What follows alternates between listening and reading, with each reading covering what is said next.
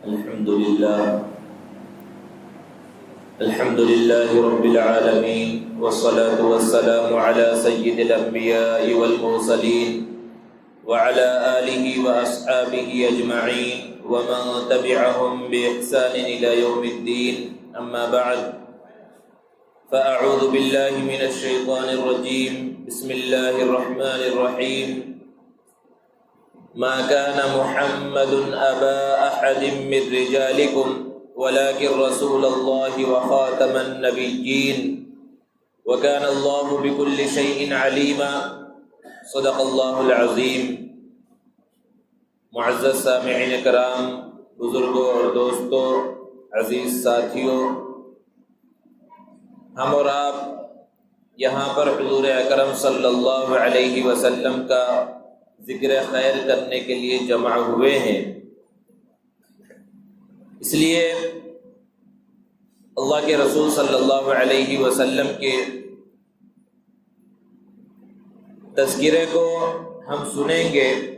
اور اللہ کے رسول صلی اللہ علیہ وسلم کی سیرت کا مذاکرہ کریں گے۔ اس سے پہلے ایک مرتبہ درود شریف کا نذرانہ پیش فرمائیں۔ اللہم صلی علی محمد وعلی آل محمد کما صلیت علی ابراہیم وعلی آل ابراہیم انک حمید مجید۔ اللہم بارک علی محمد وعلی آل محمد کما بارکت علی ابراہیم وعلی آل ابراہیم انک حمید مجید۔ درود شریف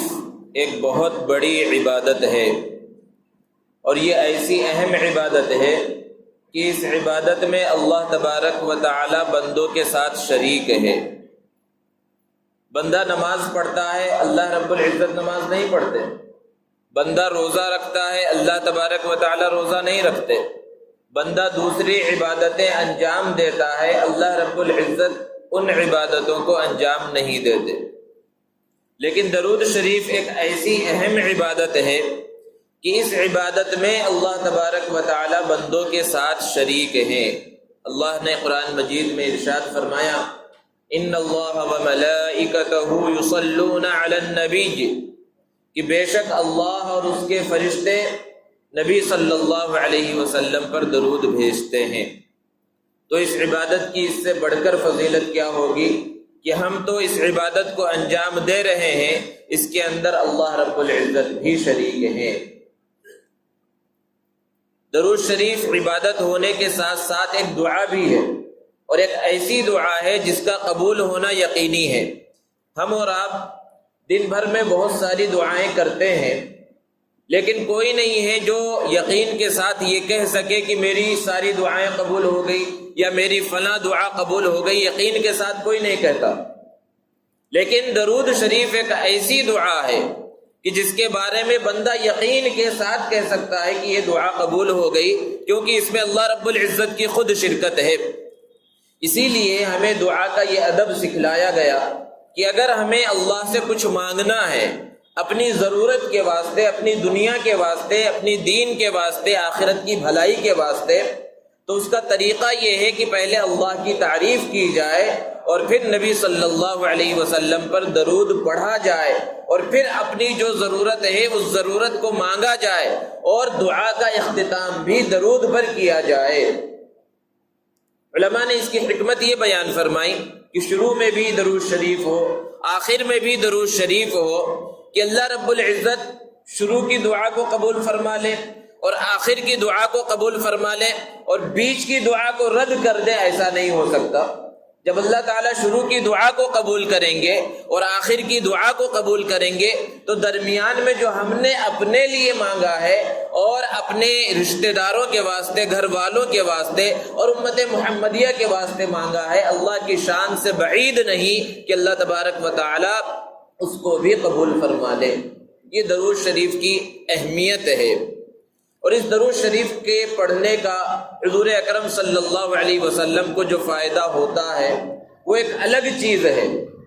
اس کے پڑھنے سے ہمارا خود فائدہ ہوتا ہے، کیونکہ اگر ہم درود شریف نہ پڑھیں تو نعوذ باللہ حضور اکرم صلی اللہ علیہ وسلم کی شان میں ذرہ برابر کمی نہیں ہوگی۔ لیکن اگر ہم درود پڑھیں گے تو اس درود پڑھنے کی وجہ سے ہمارے مقامات میں، ہمارے مرتبے میں اضافہ ہوگا، جیسا کہ نبی کریم صلی اللہ علیہ وسلم نے ارشاد فرمایا من صلی علی واحدۃ صلی اللہ علیہ عشرا، کہ جو مجھ پر ایک مرتبہ درود پڑھتا ہے اللہ رب العزت اس پر 10 رحمتیں نازل فرماتے ہیں۔ اور ایک دوسری روایت میں ہے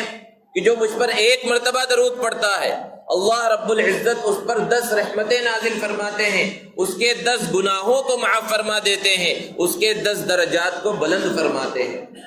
اور ایک حدیث میں ہے اللہ کے رسول صلی اللہ علیہ وسلم نے ارشاد فرمایا کہ جو مجھ پر ایک مرتبہ درود پڑھتا ہے اللہ رب العزت اس پر 10 رحمتیں نازل فرماتے ہیں، اور جو مجھ پر 10 مرتبہ درود پڑھتا ہے اللہ رب العزت اس پر 100 رحمتیں نازل فرماتے ہیں، اور جو مجھ پر 100 مرتبہ درود پڑھتا ہے تو اللہ رب العزت اس کی پیشانی پر لکھ دیتے ہیں براءۃ من النار و براءۃ من النفاق،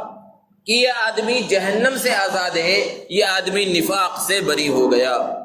یہ درود شریف کا مقام و مرتبہ ہے۔ اللہ کے رسول صلی اللہ علیہ وسلم کو ہمیشہ اس امت کی فکر رہتی تھی، اس امت کی فکر میں آپ پریشان رہا کرتے تھے۔ ایک صحابی اللہ کے رسول صلی اللہ علیہ وسلم کی اس کیفیت کو بیان فرماتے ہیں کان دائم الفکرۃ متواصل الاحزان،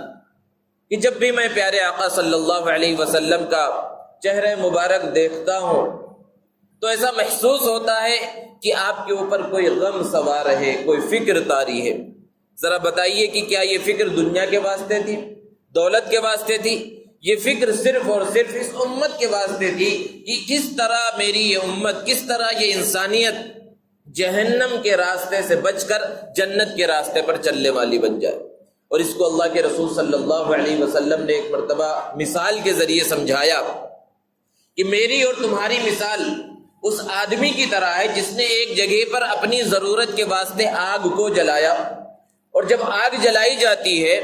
تو پروانے اس کے ارد گرد آ جاتے ہیں جو کیڑے ہوتے ہیں اور آگ میں جل کر مر جاتے ہیں۔ چھوٹی سی موم بتی بھی جلائی جائے تو اس کے ارد گرد بھی وہ کیڑے جنہیں پروانے کہا جاتا ہے شمع کے ارد گرد جمع ہو جاتے ہیں اور اس میں گر کر اپنی جان کو قربان کر دیتے ہیں۔ تو جب اس نے آگ کو جلایا اور وہاں پر پروانے آگ کے ارد گرد منڈلانے لگے تو اس شخص کو فکر ہوئی کہ میری وجہ سے، میرے آگ جلانے کی وجہ سے یہ کیڑے اور یہ پروانے بیکار میں مر جائیں گے، اور اس نے ان پروانوں کو اپنے ہاتھ سے دور کرنا شروع کیا کہ خواہ مخواہ یہ آگ میں جل کر نہ مرے۔ لیکن ان پروانوں کا تو کام ہی یہ ہے کہ وہ شمع کے اندر اور آگ میں جل کر مر جائیں۔ وہ جتنا بچانے کی کوشش کر رہا ہے وہ کیڑے آگ کی طرف ہی آ رہے ہیں۔ اللہ کے رسول صلی اللہ علیہ وسلم نے فرمایا بالکل اسی طرح میں تمہاری کمر کو پکڑ پکڑ کر تمہیں جہنم کی آگ سے بچانے کی کوشش کر رہا ہوں، لیکن تم ہو کہ جہنم کی آگ کی طرف بڑھے چلے جا رہے ہو۔ اتنی فکر تھی حضور اکرم صلی اللہ علیہ وسلم کو اس امت کی، تو کیا ایک امتی اتنا بھی نہیں کر سکتا کہ جب پیارے آقا صلی اللہ علیہ وسلم کا نام نامی آئے، آپ کا اسم گرامی آئے، تو وہ حضور اکرم صلی اللہ علیہ وسلم پر درود پڑھے؟ ہم اور آپ یہاں حضور اکرم صلی اللہ علیہ وسلم کا ذکر خیر اور آپ کی ولادت با سعادت کا تذکرہ کرنے کے لیے جمع ہوئے۔ ربیع الاول کا مہینہ چل رہا ہے، اور جب اس مہینے کا آغاز ہوتا ہے تو سیرت کے عنوانات پر مختلف مقامات پر جلسے منعقد کیے جاتے ہیں، سیمینار منعقد ہوتے ہیں، اس کے اندر مقالات پڑھے جاتے ہیں، بہت سارے اخبارات کے خصوصی ایڈیشن بھی شائع ہوتے ہیں، اور الگ الگ جلسے حضور اکرم صلی اللہ علیہ وسلم کی سیرت کے مختلف پہلوؤں پر رکھے جاتے ہیں۔ اللہ کے رسول صلی اللہ علیہ وسلم کس زمانے میں تشریف لائے، آپ صلی اللہ علیہ وسلم کا بچپنا کیسا تھا، آپ کی نبوت سے پہلے کی زندگی کیسی تھی، نبوت ملنے کے بعد کی زندگی کیسی تھی، آپ کی مکی زندگی کیسی تھی، آپ کی مدنی زندگی کیسی تھی، آپ نے غزوات میں جو شرکت فرمائی تو کس انداز میں شرکت فرمائی، مکہ کس انداز میں فتح ہوا، کب فتح ہوا، آپ صلی اللہ علیہ وسلم نے حج کیا، کب کیا، کس انداز میں کیا۔ یہ سیرت کے مختلف گوشے ہیں، مختلف پہلو ہیں، اور ان مختلف پہلوؤں پر روشنی ڈالی جاتی ہے۔ یہ صرف اور صرف حضور اکرم صلی اللہ علیہ وسلم کی خصوصیت ہے کہ اللہ کے رسول صلی اللہ علیہ وسلم کی پوری حیات طیبہ ہمارے سامنے موجود ہے۔ ایک انسان، ایک مسلمان اگر یہ جاننا چاہے کہ حضور اکرم صلی اللہ علیہ وسلم کی ولادت کن حالات میں ہوئی، اس وقت دنیا کے حالات کیا تھے، اور آپ صلی اللہ علیہ وسلم کا بچپنا کیسا گزرا، آپ کی مدت رضاعت کیسی گزری، بہت آسانی کے ساتھ بغیر کسی مشکل سے وہ ان چیزوں کو معلوم کر سکتا ہے۔ کتابوں کے اندر اللہ کے رسول صلی اللہ علیہ وسلم کی سیرت طیبہ، سیرت مبارکہ موتیوں کی طرح بکھرے پڑے ہیں۔ کسی اور نبی کی یہ خصوصیت نہیں ہے، حالانکہ بہت سارے انبیاء کرام علیہم الصلاۃ والسلام کا تذکرہ اللہ نے قرآن میں کیا ہے۔ حضرت موسیٰ، حضرت عیسیٰ علیہم الصلاۃ والسلام، بہت تفصیل کے ساتھ ان کے واقعات آئے، لیکن آپ کسی حضرت عیسیٰ علیہ الصلاۃ والسلام پر ایمان لانے والے یعنی عیسائی سے، کسی کرسچن سے جو اس مذہب کو ماننے والا ہے، اس سے یہ سوال کریں کہ آپ اپنے نبی کے بارے میں ان کے بچپن کے حالات کو ہمیں بتلائیے، تو وہ کبھی نہیں بتلا سکتے، کیونکہ ان کے بچپن کے حالات محفوظ نہیں۔ نبوت سے پہلے کی زندگی کس انداز میں گزری وہ محفوظ نہیں ہے۔ یہ صرف اور صرف حضور صلی اللہ علیہ وسلم کی خصوصیت ہے۔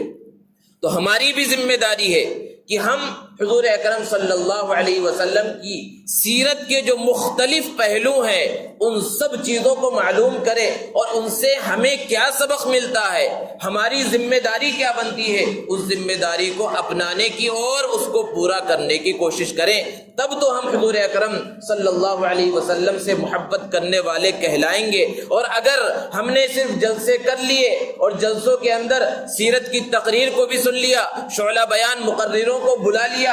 اور لمبے 1-1.5 گھنٹے اور 2 گھنٹے اور 4 گھنٹے کی تقریریں بھی سن لی، لیکن ہماری زندگی کے اندر کچھ بھی تبدیلی نہیں آئی اور سیرت کے پیغام کو اگر ہم نے قبول نہ کیا، تو پھر عام جلسوں کی طرح یہ بھی ایک جلسہ ہے کہ ایک کان سے سنا اور دوسرے کان سے نکال دیا، مجلس میں بیٹھے رہے جب تک اثر ہوا اور مجلس سے اٹھے دامن جھاڑ کر خالی ہاتھ چلے گئے، تو ایسے جلسوں کا کوئی فائدہ نہیں ہوتا۔ ہاں یہ بات ضرور ہے کہ نبی صلی اللہ علیہ وسلم کی سیرت کو بیان کیا گیا، اللہ کے ذکر کو بیان کیا گیا، یہاں بیٹھنے کا ثواب مل جائے گا، لیکن ہماری زندگی پر جو اثر ہونا چاہیے وہ اثر نہیں ہوگا اگر ہم پیغام کو قبول نہ کریں۔ اللہ کے رسول صلی اللہ علیہ وسلم جس دور میں تشریف لائے اس کو دور جاہلیت، زمان جاہلیت کہا جاتا ہے۔ آپ نے بارہا سنا ہوگا اس لفظ کو، زمان جاہلیت کو، کتابوں میں پڑھا ہوگا، خطیبوں اور واعظوں سے بھی سنا ہوگا۔ 6 صدی عیسوی، جس صدی میں پیارے آقا صلی اللہ علیہ وسلم اس دنیا کے اندر بھیجے گئے، وہ صدی جہالت کے عروج اور غلبے کی صدی تھی، اور یہ کوئی مبالغہ نہیں، پوری دنیا کے اندر جہالت کی تاریکی پھیلی ہوئی تھی، ظلم و ستم کا دورہ تھا، دنیا کے بڑے بڑے مذاہب سب کے سب ناکام ہو چکے تھے، یہودیت صرف چند رسم و رواج کا نام رہ گیا تھا، اور یوں بھی یہودیت ایک ایسا مذہب ہے جو دوسروں کو اپنے مذہب میں شامل ہونے کی دعوت دیتا ہی نہیں۔ وہ ایک خاندانی مذہب ہے کہ جتنے یہودی ہیں بس وہی یہودی ہیں اور ان کا خاندان چل رہا ہے، وہ دوسروں کو دعوت نہیں دیتا، اور دوسروں کو اپنے مذہب میں شامل ہونے کی یہ مذہب دعوت بھی نہیں دیتا ہے، تو محدود تھا۔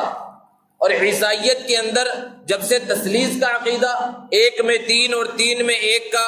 جو یہ عقیدہ داخل ہوا تھا، اور اس بھول بھلائیے میں وہ لوگ جب سے پڑے تھے، تو عیسائیت کی شکل بت پرستی کے مذہب سے زیادہ کی نہیں رہ گئی تھی،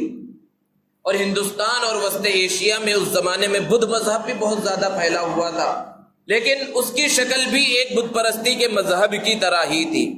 اور جہاں تک ہندو مذہب کی بات ہے، جس کو ہمارے برادران وطن مانتے ہیں اور اس مذہب کے ماننے والے ہیں، تو تاریخی روایتوں سے پتہ چلتا ہے کہ 6 صدی عیسوی میں ہندو مذہب کے اندر مورتی پوجا اور بت پرستی بہت عروج پر تھی، اور ان کے معبودان باطلہ کی تعداد کروڑوں کے اندر مورخوں نے بیان فرمائی ہے۔ اور جہاں تک عربوں کا حال تھا تو ان کے اخلاق تباہ ہو چکے تھے، وہ شراب اور جوئے کے عادی تھے، ہر برائی ان کے اندر تھی، عورتوں کی ان کے پاس کوئی عزت نہیں تھی، ایک مرد جتنی عورتوں سے چاہتا جب چاہتا شادی کر لیتا اور جب چاہتا اسے چھوڑ دیتا بغیر کسی وجہ کے، اور الگ بھی نہیں کرتا کہ کوئی وہ الگ ہو کر کسی دوسرے سے نکاح کر لے، یوں ہی لٹکائے رکھتا۔ اور سب سے بڑا گناہ ان کا جو تھا کہ آج کے زمانے میں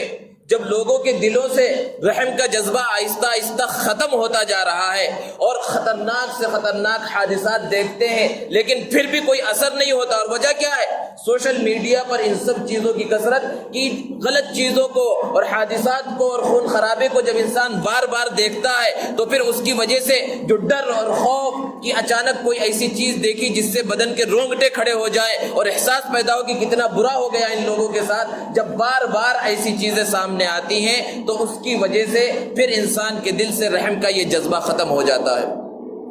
یہ سب ہونے کے باوجود بھی ہم اس زمانے میں،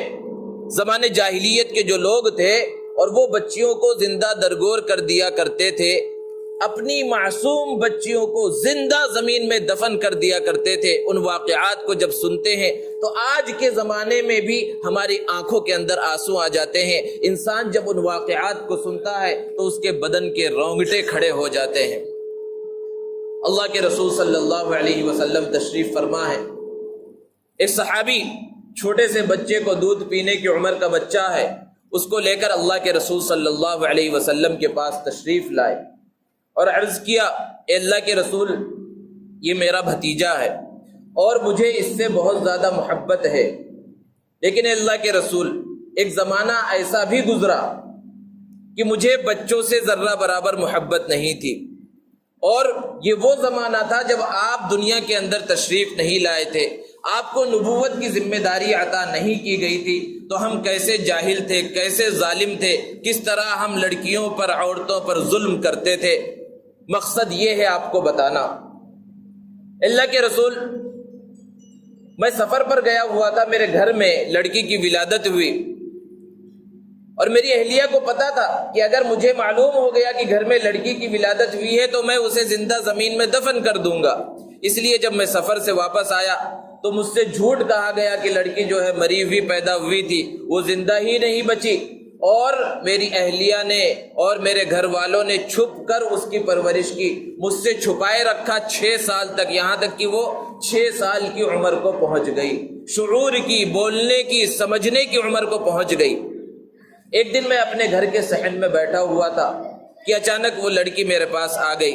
اور مجھے ابا جان کہہ کر پکارنے لگی، اور کہنے لگی کہ ابا جان دیکھو میں کتنی بڑی ہو گئی ہوں، اور آپ سے الگ رہ کر میں زندگی گزار رہی تھی، اور دیکھو میں کتنی بڑی ہو گئی ہوں، میں آپ کے بالوں میں کنگھا کر سکتی ہوں، اور میں آپ کے کپڑے دھو سکتی ہوں، اور میں آپ کا یہ کام کر سکتی ہوں، یہ کام کر سکتی ہوں۔ وہ صحابی بیان فرماتے، اللہ کے رسول، جب میں نے اس بات کو سنا کہ میری بیٹی ہے تو ذرہ برابر میرے دل کے اندر محبت پیدا نہیں ہوئی، بلکہ وہی جاہلیت کے زمانے کا جو جذبہ تھا وہ جذبہ میرے دل کے اندر ابھرا، پیدا ہوا کہ اچھا میرے گھر کے اندر لڑکی کی ولادت ہوئی ہے، اب اس کو میں پالوں اور یہ بڑی ہو اور پھر میں اس کی شادی کر کے کسی دوسرے کے یہاں بھیج دوں، جس کو قرآن میں اللہ نے بیان فرمایا کہ اس کو عار سمجھتے تھے، وَإِذَا بُشِّرَ أَحَدُهُمْ بِالْأُنثَىٰ ظَلَّ وَجْهُهُ مُسْوَدًّا وَهُوَ كَظِيمٌ، کہ جب کسی کو ان میں سے لڑکی کی ولادت کی خوشخبری سنائی جاتی ہے تو چہرہ کالا پڑ جاتا ہے، لوگوں سے چھپتا ہوا پھرتا ہے۔ وہی حال میرا بھی ہوا، اور میں نے سوچ لیا کہ اس بچی کا کام تمام کرنا ہے، اور وہ جتنے دن تک رہی مجھ سے بہت زیادہ محبت کے ساتھ پیش آتی رہی۔ ایک دن میں گھر سے کدال وغیرہ لے کر نکلا، زمین کھودنے کا سامان، تو بچی میرے ساتھ چلنے لگی کہ ابا جان میں بھی آپ کے ساتھ چلوں گی، اور میرا تو مقصد تھا اس کو ساتھ لے جانا۔ اور ایک کھلے میدان میں پہنچے، میں نے وہاں زمین کھودنا شروع کیا تو اس بچی نے زمین کھودنے میں میرا ساتھ دیا، وہ میرے ساتھ زمین کو کھودنے لگی۔ اسے کیا پتا تھا کہ اس زمین کے اندر اسی کو ڈالا جانے والا ہے، اسی کو اس کے اندر ڈالا جائے گا، اسے پتا نہیں تھا۔ اور جب میں زمین کھود رہا تھا اور سورج اوپر آ گیا اور دھوپ میرے اوپر پڑنے لگی تو اس بچی کو مجھ سے اتنی زیادہ محبت تھی کہ اپنی اوڑھنی لے کر سورج کے سامنے دوسری طرف کھڑی ہو گئی تاکہ ڈائریکٹ میرے اوپر دھوپ کی جو روشنی ہے، دھوپ میرے اوپر نہ پڑے، سورج کی روشنی نہ پڑے۔ اور جب گڑھا تیار ہو گیا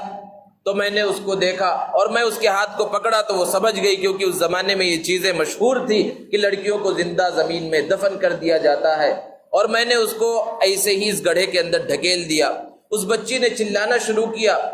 اور ہاتھ پیر مارنے لگی اور کہنے لگی، ابا جان کیا کوئی باپ ایسا ہوتا ہے جو زمین میں اپنی بچی کو زندہ دفن کر دے؟ اے ابا جان اگر آپ میری پرورش نہیں کر سکتے تو آپ مجھے جنگلوں کے اندر چھوڑ دے، میں یوں ہی کہیں مر جاؤں گی۔ آپ اگر مجھے نہیں پال سکتے تو مجھے جو ہے جانوروں کے سامنے ڈال دے، لیکن اس طرح زمین میں زندہ دفن نہ کریں۔ مختلف انداز میں، جس انداز میں بھی ہو سکتا ہے، اپنے باپ کو سمجھانے کی کوشش کرنے لگی۔ لیکن وہ صحابی کہتے ہیں اللہ کے رسول، میرے دل کے اندر تو وہ زمانے جاہلیت کے جذبات تھے،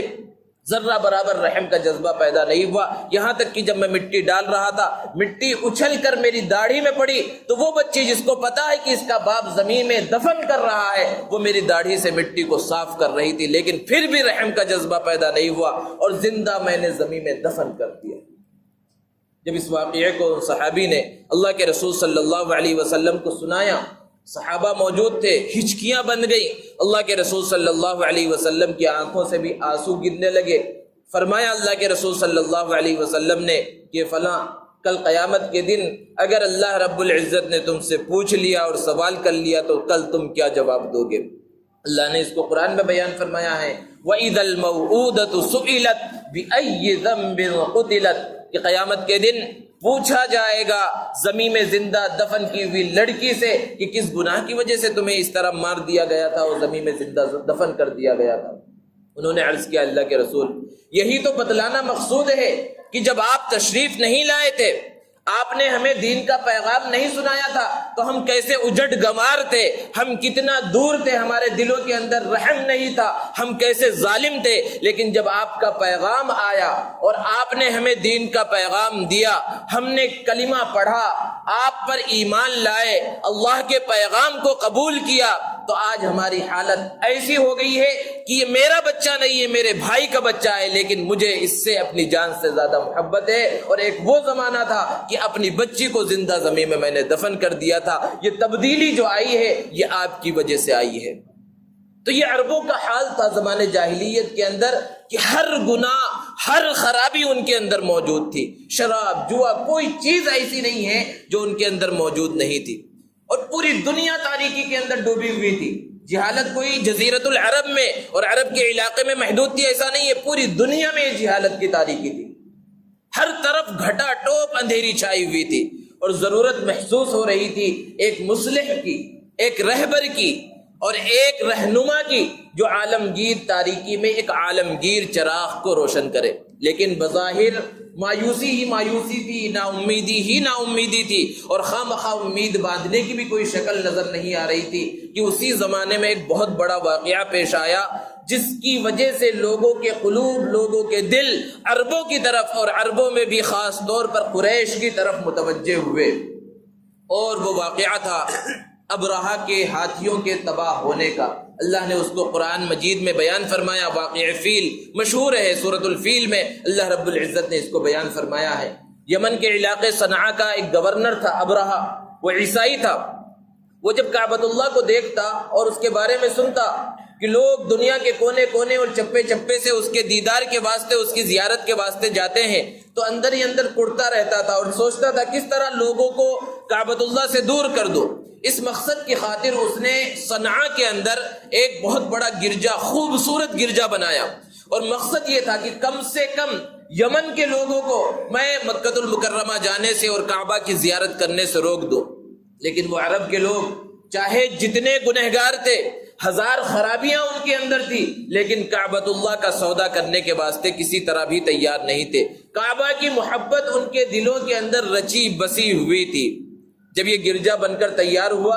تو ایک کنانی شخص نے اس گرجا کے اندر قضائے حاجت کر کے اس کو گندا کر دیا، اور بعض تاریخی روایتوں سے پتہ چلتا ہے کہ قریب میں ایک شخص نے آگ جلائی اور آگ کے شعلے گرجا کے اندر پہنچے، جس سے گرجا کا بہت زیادہ نقصان ہوا۔ جب ابرہہ کو یہ پتہ چلا تو بہت غصے میں آ گیا، اور اس نے قسم کھائی کہ کعبۃ اللہ کو جب تک ڈھا نہیں دوں گا، منہدم نہیں کر دوں گا، چین سے نہیں بیٹھوں گا۔ اور اس مقصد کو پورا کرنے کے واسطے اس نے اپنی فوجیوں کا ایک بڑا لشکر تیار کیا، اور ہاتھیوں کا لشکر جرار لے کر مکۃ المکرمہ کی جانب روانہ ہوا۔ مکہ سے کچھ پہلے ایک جگہ پر اس نے پڑاؤ کیا، وہاں پر حضور اکرم صلی اللہ علیہ وسلم کے دادا حضرت عبد المطلب کے کچھ اونٹ چر رہے تھے۔ اس نے ان اونٹوں کے اوپر قبضہ کر لیا۔ جب عبد المطلب کو پتہ چلا تو وہ ابرہہ سے ملنے کے واسطے اس جگہ پر پہنچے۔ وہاں پر خیمہ لگایا گیا تھا، اور خیمے کے اندر بادشاہوں کا اور جو بڑے ہوتے ہیں ان کی عادت ہوتی ہے کہیں بھی پہنچتے ہیں تو اپنا تخت و تاج سب کچھ لگا دیتے ہیں۔ تو ابرہہ اپنے تخت پر اور کرسی کے اوپر بیٹھا ہوا تھا۔ جب حضرت عبد المطلب داخل ہوئے تو ان کے رعب و جلال کو دیکھ کر اور ان کی خوبصورتی کو دیکھ کر وہ مرعوب ہو گیا۔ انہیں اوپر تو نہیں بلایا لیکن ان سے ملاقات کے واسطے نیچے اترا اور ان کے برابر میں بیٹھ کر بات کرنا شروع کیا۔ پوچھا کس لیے آئے؟ حضرت عبد المطلب نے جواب دیا کہ میں نے سنا ہے کہ آپ نے میرے 200 اونٹوں کو پکڑ لیا ہے، میں اسی کو چھڑانے کے لیے آیا ہوں کہ خواہ آپ نے پکڑ لیا ہے، میرے اونٹ چھوڑ دیجئے، میں اس مقصد سے آیا ہوں۔ ابرہہ بہت پریشان ہوا، اسے معلوم تھا کہ یہ کعبۃ اللہ کا متولی ہے، مسجد حرام کا ذمہ دار ہے، اور یہ کیسا ذمہ دار ہے، کیسا متولی ہے، اسے معلوم ہے، پوری دنیا کو پتا چل چکا ہے کہ میں کعبہ کو گرانے کے واسطے، کعبہ کو منہدم کرنے کے واسطے آیا ہوں، اور یہ اس کعبہ کے بارے میں کچھ بات ہی نہیں کر رہا کہ کچھ سفارش کرے، کچھ بات کرے کہ اپنا جو مقصد ہے، تمہارا جو ارادہ ہے اس ارادے کو چھوڑ دو، اسے تو اپنے معمولی اونٹوں کی پڑی ہوئی ہے۔ ابرہہ نے اس بات کا اظہار بھی کیا عبد المطلب کے سامنے کہ تمہیں پتا ہے میں کعبہ کو گرانے جا رہا ہوں، تم اس کے ذمہ دار ہو، متولی ہو، تمہارا خاندان اس کی دیکھ بھال کرتا ہے اور تمہیں اس کی فکر نہیں ہے، تمہیں تمہارے اونٹوں کی فکر ہے۔ حضرت عبد المطلب نے بہت قیمتی جواب دیا کہ اونٹوں کا مالک میں ہوں، اسی لیے مجھے اپنے اونٹوں کی فکر ہے، اس گھر کا مالک جو ہے اس کی حفاظت وہ خود کرے گا، اور اللہ نے اس کی حفاظت کر کے دکھلایا۔ قرآن مجید میں اللہ نے بیان فرمایا الم تر کیف فعل ربک باصحاب الفیل، کہ ہاتھی والوں کے ساتھ اللہ نے کیسا معاملہ کیا۔ اللہ رب العزت کا یہ اصول ہے کہ اللہ تبارک و تعالی عام طور پر جب حق اور باطل کا معرکہ ہوتا ہے تو کمزور کا مقابلہ طاقتور سے ہوتا ہے۔ حق بظاہر ہمیشہ کمزور نظر آتا ہے لیکن مقابلہ بڑے طاقتور سے ہوتا ہے، وہ بظاہر طاقت ہوتی ہے۔ اللہ کی یہ سنت نہیں ہے کہ ایک طاقت کا دوسری طاقت سے مقابلہ کرائے، اللہ کا یہ طریقہ نہیں ہے کہ ہاتھیوں کا ہاتھیوں سے مقابلہ کرائے، کیونکہ اگر دو طاقتوں کا مقابلہ ہو، دو برابر کے طاقتور ملکوں کا مقابلہ ہو اور ایک ملک دوسرے ملک کو شکست دے دے اور اس پر فتح حاصل کر لے تو کون سی بڑی بات ہے؟ لوگ یہی کہیں گے ارے فلاں ملک نے فلاں ملک کو تباہ کر دیا اور اس پر حملہ کر دیا، فتح حاصل کر لی، وہاں قبضہ کر لیا۔ اللہ کی بڑائی تو بیان نہیں ہوگی۔ ایک ہاتھیوں کا لشکر دوسرے ہاتھیوں کے لشکر کو تباہ و برباد کر دے تو کون سی بڑی بات ہے؟ یہ عام سی بات ہے۔ اللہ رب العزت چاہتے تو ابرہہ کے ہاتھیوں کے لشکر کے مقابلے میں ہاتھیوں کا ایک لشکر جرار بھیج دیتے، لیکن کیا ہوتا؟ وہاں اللہ کی بڑائی نہیں بیان کی جاتی۔ آج جب بھی اس واقعہ فیل کو بیان کیا جاتا ہے تو اللہ رب العزت کی بڑائی کو بیان کیا جاتا ہے۔ کوئی بھی یہ نہیں کہتا کہ ابابیل نے ابرہہ کے لشکر کو تباہ کر دیا، بلکہ اللہ کی بڑائی بیان کرتے ہوئے ہر مقرر، ہر واعظ، ہر بیان کرنے والا، ہر اس واقعے کی تفسیر کرنے والا، اس واقعے کو سنانے والا یہ کہتا ہے اللہ رب العزت نے اپنے فضل و کرم سے ابابیل جیسے معمولی پرندوں کے ذریعے ہاتھیوں کے لشکر کو تباہ و برباد کر دیا۔ اور یہ پورا ایک سلسلہ ہے کہ 313 کے مقابلے میں 1000 کا لشکر ہے، لشکر جرار ہے، پھر آگے بڑھے تو 1000 کے مقابلے میں 3000 ہے، اور پھر 10,000 کے مقابلے میں 30,000 ہے۔ ہمیشہ یہ تعداد کا فرق رہا ہے اور طاقتوں کا فرق رہا ہے، یہ اللہ رب العزت کا اصول ہے۔ ابرہہ کا پورا لشکر تباہ و برباد ہو گیا۔ ابابیل معمولی پرندے اپنی چونچ کے اندر کنکریاں، معمولی چھوٹی چھوٹی کنکریاں اٹھائے ہوئے تھے اور انہوں نے آسمان سے اس کو برسایا اور ہاتھیوں کا لشکر تباہ و برباد ہو گیا، اور ابرہہ ایک غلیظ ترین بیماری کے اندر مبتلا ہو کر وہ بھی ہلاک ہو گیا۔ یہ کوئی معمولی واقعہ نہیں تھا، اس واقعے کی شہرت پوری دنیا کے اندر ہوئی اور لوگ یہ سمجھنے لگے کہ اب کعبۃ اللہ کو ایسا مقام و مرتبہ حاصل ہوگا کہ دنیا کی کوئی عمارت پھر اس کا مقابلہ نہیں کر سکے گی، اور عن قریب کوئی ایسی شخصیت پیدا ہونے والی ہے جو کعبۃ اللہ کو وہ مقام دلا کر رہے گی۔ ہر طرف ایک طرح کا انتظار تھا، اور انتظار کیسا تھا؟ ایک مصلح کا، ایک رہبر کا انتظار ہو رہا تھا۔ آسمان کو بھی انتظار تھا، اس ابر رحمت کا انتظار، بہار جاویدہ کا انتظار اس آسمان کو بھی تھا کہ جس نے ایک توحیدی سجدہ زمین پر زمانہ ہوا نہیں دیکھا تھا۔ اس ابر رحمت کا انتظار اس زمین کو بھی تھا جس پر سجدہ کرنے والا کوئی باقی نہیں رہا تھا۔ اس ابر رحمت کا انتظار یتیموں کو تھا جن کے سر پر دست شفقت رکھنے والا کوئی نہیں تھا۔ اس ابر رحمت کا، بہار جاویدہ کا انتظار بیواؤں کو تھا جن کے دامن پر بیوگی کے سوا کوئی دوسرا داغ نہیں تھا، لیکن اسی داغ کی وجہ سے ان کو معاشرے سے الگ تھلگ کر دیا گیا تھا، ان کا بائیکاٹ بالکل کر دیا گیا تھا۔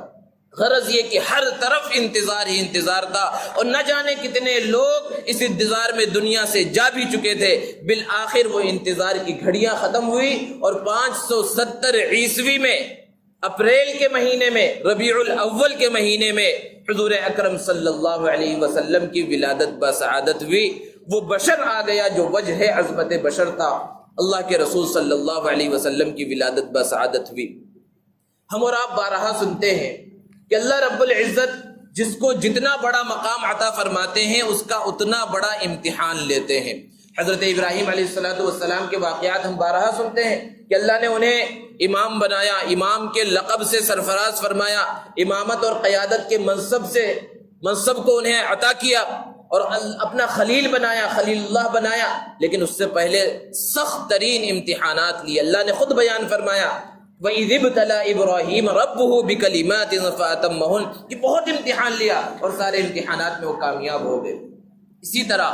اللہ رب العزت نے جب یہ چاہا کہ حضور اکرم صلی اللہ علیہ وسلم جو خاتم النبیین ہیں، آخری نبی ہیں، وہ قبیلے قریش میں اور بنو ہاشم کے اندر تشریف لائے، تو اللہ کے رسول صلی اللہ علیہ وسلم سے تعلق رکھنے والی 3 قریبی شخصیات کا اللہ نے بڑا سخت امتحان لیا۔ پہلا امتحان حضرت عبد المطلب کا، حضور اکرم صلی اللہ علیہ وسلم کے دادا کا۔ حضرت عبد المطلب کا یہ جو نام ہے، جو مشہور ہے عبد المطلب، یہ ان کا اصلی نام نہیں ہے۔ جب یہ پیدا ہوئے تھے تو بہت خوبصورت تھے، ان کے جو بال تھے پیدائشی طور پر ان میں چمک بہت زیادہ تھی، ایسا محسوس ہوتا تھا سفید ہیں، اس لیے ان کا نام شیبہ رکھ دیا گیا، اور شیبہ کے معنی ہی ہے بالوں کی چمک یا بالوں کی سفیدی یا بڑھاپا، تو شیبہ ان کا نام رکھا گیا، اور اسی نام سے یہ مشہور تھے بچپنے میں۔ کچھ ہی دنوں کے بعد ان کے والد کا انتقال ہو گیا۔ ان کی والدہ یثرب کی، جو بعد میں چل کر مدینہ بنا، وہاں کی رہنے والی تھی۔ جب شوہر کا انتقال ہوا، دیکھ بھال کرنے والا کوئی نہیں تھا، تو ان کی والدہ اپنے بچے کو لے کر اپنے میکے یثرب چلی گئی، مدینہ چلی گئی، اور وہیں یہ بچہ بڑا ہونے لگا۔ کچھ زمانے کے بعد مکہ کا ایک تاجر مدینہ المنورہ سے یثرب سے گزرا، اس نے دیکھا کہ ایک میدان میں کچھ بچے تیر اندازی کا مقابلہ کر رہے ہیں، اور جو نشانہ ہے جہاں پر تیر مارنا ہے، اکثر بچے تیر مارتے ہیں، نشانے پر نہیں لگتا، لیکن ایک بچہ ہے جب بھی وہ کمان کو پکڑتا ہے تو یہ کہتا ہے میں قریش کا بیٹا ہوں، اور پھر تیر پھینکتا ہے تو برابر نشانے پر جا کر لگتا ہے۔ اس شخص کو بڑا تعجب ہوا کہ یہ مدینہ میں جو کئی سو کلومیٹر دور ہے، کئی سو میل دور ہے، یہاں پر قریش کا آخر یہ بچہ کون ہے؟ لوگوں سے معلوم کیا تو پتا چلا کہ اصلاً قریش سے تعلق رکھتا ہے، مکہ المکرمہ کا۔ اس کے والد کا چونکہ انتقال ہو گیا تو والدہ اسے لے کر یہاں پر آ گئی۔ یہ تاجر جب واپس گیا مکہ المکرمہ تو عبد المطلب، جن کا نام شیبہ ہے، ان کے چچا سے ملا، جو اس زمانے میں بڑا مقام و مرتبہ رکھتے تھے اور مکہ کے بڑے لوگوں میں شمار کیے جاتے تھے۔ ان سے کہا آپ تو یہاں بڑی عیش و عشرت کی زندگی گزار رہے ہیں، اور آپ کو اپنے بھتیجے کی بھی فکر نہیں ہے کہ وہ کس طرح یہاں سے بہت دور قسم پرسی کی زندگی گزار رہا ہے، فقر و فاقہ کی زندگی گزار رہا ہے۔ ان کو جب پتا چلا تو وہ مدینہ گئے، اور وہاں سے اپنے بھتیجے کو ساتھ لیا اور اپنی سواری پر پیچھے بٹھایا اور مکہ المکرمہ میں آئے۔ جب مکہ میں سواری پر بٹھا کر اندر داخل ہو رہے تھے تو لوگوں نے دیکھا کہ ایک بچے کو مطلب لے کر آئے ہیں۔ چچا کا نام اصل میں مطلب تھا، شیبہ کے چچا کا نام مطلب تھا، یعنی حضرت عبد المطلب جو بعد میں مشہور ہوئے، ان کے چچا کا نام مطلب تھا۔ تو مطلب جب مکہ المکرمہ میں داخل ہو رہے تھے تو لوگوں نے دیکھا کہ ایک بچے کو لے کر آئے، تو ان لوگوں نے سمجھا شاید کوئی غلام خرید کر لائے ہیں، اس لیے اس بچے کو عبد المطلب کہہ کر پکارا کہ مطلب کا یہ غلام ہے۔ تو یہ نام اتنا مشہور ہوا کہ ان کا اصلی نام لوگوں کے ذہنوں سے محو ہو گیا، اور لوگ جانتے بھی نہیں کہ ان کا اصلی نام یہ نہیں ہے۔ ذرا تصور کیجئے حضرت عبد المطلب کا بچپنا کیسا تھا، حالانکہ کیا مقام و مرتبہ ملنے والا ہے۔ ان کے صلب سے اللہ کے رسول صلی اللہ علیہ وسلم کی ولادت بسعادت ہونے والی ہے۔ خاتم النبیین محمد عربی صلی اللہ علیہ وسلم ان کے خاندان میں پیدا ہونے والے ہیں، لیکن بچپنا کیسا گزر رہا ہے، کس طرح باپ کا انتقال ہو چکا ہے اور ماں اکیلے بچے کو پال رہی ہے، اور بچہ یوں ہی ادھر ادھر گھومتا ہوا زندگی گزار رہا ہے، کوئی دیکھ بھال کرنے والا نہیں ہے۔ کس طرح کا امتحان ہے، لیکن بعد میں اللہ نے کیا مقام و مرتبہ دیا کہ بیت اللہ کا متولی بنا دیا، اور آب زمزم ایک زمانہ ہوا وہ کنواں زمانے کے گزرنے کی وجہ سے مٹی وغیرہ کے ذریعے وہ ختم ہو چکا تھا. حضرت عبد المطلب نے اپنے بیٹوں کے ذریعے دوبارہ اس کنویں کو جاری کیا اور اس کنویں کو تلاش کیا اور پتہ چلا انہیں، تو دوبارہ آب زمزم کا کنواں بھی انہی کے ہاتھ سے جاری ہوا. یہ مقام اور مرتبہ اللہ نے انہیں عطا کیا. جب ان کی شادی ہوئی تو انہوں نے ایک نظر مانی. نظر یہ مانی کہ اگر اللہ نے مجھے 10 بیٹے عطا کیے تو ایک کو اللہ کی راہ میں قربان کر دوں گا. یہاں سے دوسرا امتحان ہے حضور اکرم صلی اللہ علیہ وسلم کے والد محترم حضرت عبداللہ کا. اللہ رب العزت نے حضرت عبد المطلب کو 10 بیٹے عطا فرمائے. جب یہ 10 کے 10 جوان ہو گئے اور شعور کی عمر کو پہنچ گئے تو انہیں اپنی نظر یاد آئی کہ میں نے یہ نظر مانی تھی، اور انہوں نے اس نظر کو پورا کرنے کا ارادہ کیا اور 10 بیٹوں کے نام قرآن نکالا کہ جس کے نام قرآن نکلے گا، چٹھی میں نام آئے گا، اس کو اللہ کی راہ میں قربان کر دیا جائے گا. اتفاق دیکھیے کہ نام نکلتا ہے حضرت عبداللہ کا، جو سب سے لاڈلے ہیں، سب سے خوبصورت ہیں، سب سے چہیتے ہیں. بہنوں کے بھی سب سے زیادہ چہیتے حضرت عبداللہ تھے. تو بہنوں نے کہا کہ ابا جان ان کو قربان مت کیجیے، ان کے بدلے میں 10 اونٹوں کو رکھیے اور پھر نام نکالیے کہ دیکھیں کس کا نام نکلتا ہے. اگر اونٹوں کا نام نکلتا ہے تو 10 اونٹ ان کے بدلے میں قربان کر دیجیے اور ان کو رہنے دیجیے. حضرت عبد المطلب نے اس رائے کو پسند کیا اور ایک طرف 10 اونٹ رکھے گئے، ایک طرف حضرت عبداللہ ہے، اور قرآن نکالا گیا، چٹھی اچھالی گئی تو پھر نام حضرت عبداللہ کا نکلا. پھر اور 10 اونٹوں کا اضافہ کیا گیا، پھر نام نکلا حضرت عبداللہ کا. اسی طرح 10 اونٹوں کا اضافہ کیا جاتا رہا، یہاں تک کہ جب اونٹوں کی تعداد 100 ہو گئی اور پھر اس کے بعد قرآن نکالا گیا تو نام حضرت عبداللہ کے بجائے اونٹوں کے نام نکلا، اور اس طرح حضرت عبداللہ کے بدلے 100 اونٹوں کو قربان کیا گیا. اور اس میں ایک باریک حکمت بھی تھی جو آگے چل کر شریعت بننے والی تھی، لیکن اس کا اشارہ یہاں پر ہو گیا تھا کہ اگر کسی سے قتل ہو جائے، قتل حالانکہ بہت بڑا گناہ ہے، لیکن اگر کسی سے گناہ سرزد ہو گیا تو قرآن کہتا ہے کہ قتل کے بدلے میں قتل ہے. اگر اسلامی حکومت ہو اور اسلامی شریعت کا نفاذ وہاں ہو رہا ہو تو قاتل کو قتل کر دیا جائے گا. لیکن مقتول کے ورثہ اگر اس بات پر راضی ہو جائے کہ بھئی ہمارے آدمی کی تو جان جا چکی، اب خواہ مخواہ دوسرے کی جان لے کر کیا فائدہ، کچھ پیسے پر راضی ہو جائیں، دیت پر راضی ہو جائے، تو دیت کی جو مقدار ہے ایک جان کی وہ 100 اونٹوں کے برابر ہے. تو وہاں پر ہلکا سا اشارہ، وہ ابھی شریعت حالانکہ نازل نہیں ہوئی، ابھی اللہ کے رسول صلی اللہ علیہ وسلم دنیا کے اندر تشریف نہیں لائے، لیکن وہاں پر وہ اشارہ شریعت کے اس حکم کی جانب بھی تھا. ایک مرتبہ ایک شخص آیا اللہ کے رسول صلی اللہ علیہ وسلم کے پاس اور اس طرح مخاطب کیا، یا ابن الذبیحین، کہ اے 2 ذبیح کے بیٹے. اللہ کے رسول صلی اللہ علیہ وسلم مسکرائے اور کہا ہاں میں 2 ذبیح کا بیٹا ہوں، میں حضرت اسماعیل علیہ السلام کی اولاد میں سے ہوں اور وہ ذبیح اللہ تھے. ان کے ذبح ہونے کا فیصلہ ہو چکا تھا، اللہ نے دمبا نازل کر کے، دمبا بھیج کر ان کے بچنے کا سامان پیدا کیا، اور میں عبداللہ کا بیٹا ہوں، وہ بھی ذبیح تھے، ان کے بھی ذبح ہونے کا، قربان ہونے کا فیصلہ ہو چکا تھا. اللہ رب العزت نے ان کو بچایا، ان کی حفاظت کی. تو حضرت عبداللہ جب یہ قرآن اندازی وغیرہ کا سلسلہ سب ختم ہو گیا، اس کے بعد آپ نے مدینہ کی ایک خاتون حضرت آمینہ سے نکاح کیا، اور نکاح کے کچھ ہی دنوں کے بعد حضرت عبداللہ کا انتقال ہو گیا.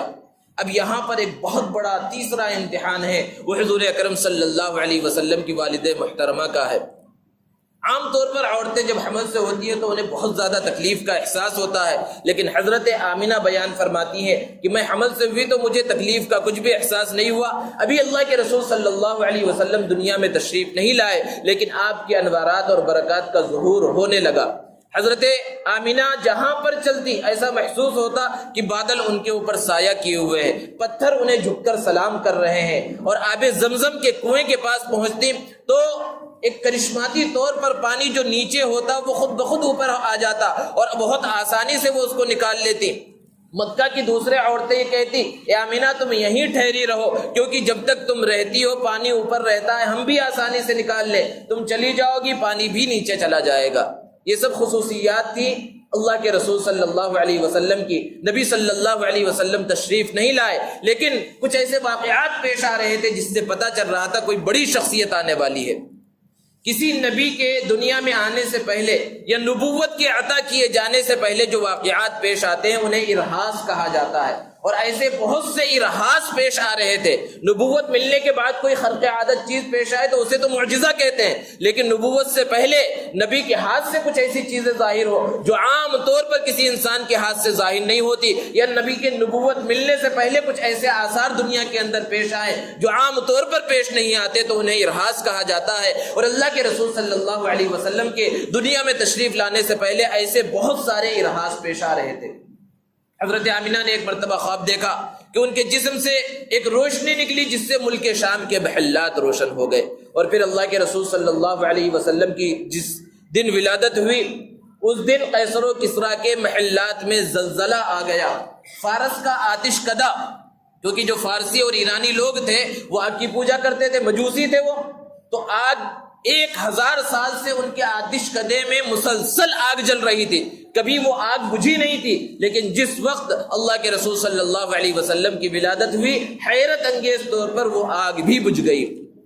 اور کسریٰ کے محل کے 14 کنگرے ٹوٹ کر گر گئے. جو بڑے محل ہوتے ہیں آج بھی، جو بادشاہوں کے محلات ہیں پرانے، اس کے اندر اس طرح کنگرے جو خوبصورت انداز میں نیچے لٹکے ہوئے رہتے ہیں، تو 14 کنگرے ٹوٹ کر گر گئے. جب اگلا دن ہوا تو کسریٰ نے کاہنوں کو، معبروں کو بلایا اور ان سے پوچھا کہ آخر یہ کیا ماجرا ہے، اس طرح محل کے اندر زلزلے کا احساس اور یہ 14 کنگروں کا ٹوٹ جانا، یہ سب کیا ہے؟